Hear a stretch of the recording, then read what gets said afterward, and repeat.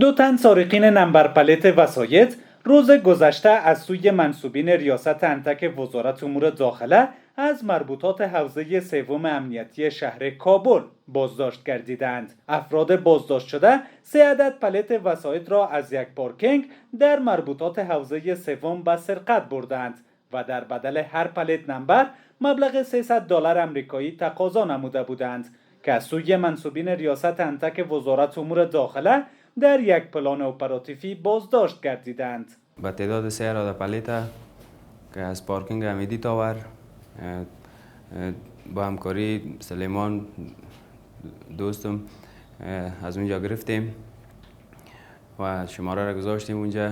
بعدا مالک موتر با ما به تماس شد و ما درخواست $300 از اونا کردیم و ما منتظر پیسه بودیم که وزارت داخله ما را گرفتار کرد. با دوستم تصمیم گرفتم که در بلاک ما درآییم و از پارکینگ پلیتا را دزدی کنم و بعد از دزدی ما در بلاک اینا را داخل کردم. بعد از بلاک کشیدیم و پلیس های وزارت داخله دستگیر ما کرد. د حاجی صاحب عبدالولی د عریضې په اساس چې د وزارت داخله انټک ریاست عریضه کړې و د سلسلتاً مراتبو په اساس چې د موږ مدیریت ته راجع شوه. 2 تنه د پلیټونو غله چې لاس په لاس مو د درېیمې حوزې په مربوطاتو کې دستگیر کړل، نو پلیټونه مو لاس په لاس د هغې کسانو څه ونیول چې مجرمین به انشاءالله د قانون منګولو ته وسپارل شي. در تاریخ 25 اسد سال 1401 آمدن از بلاک ما یک تعداد مجرمین که ما نمیشناختیم البته آمدن پلیتای موتر 3 پلیت عدد موتر از تعمیر ما به سرقت بردن که مجرمین نامعلوم بودن. آمدیم به وزارت داخله جریان گذاشتیم، اونا بر ما زنگ میزدن که بر حدود هر پلیت $300 900 یک دانش $400 که 1000 جمن بر ما پول بده.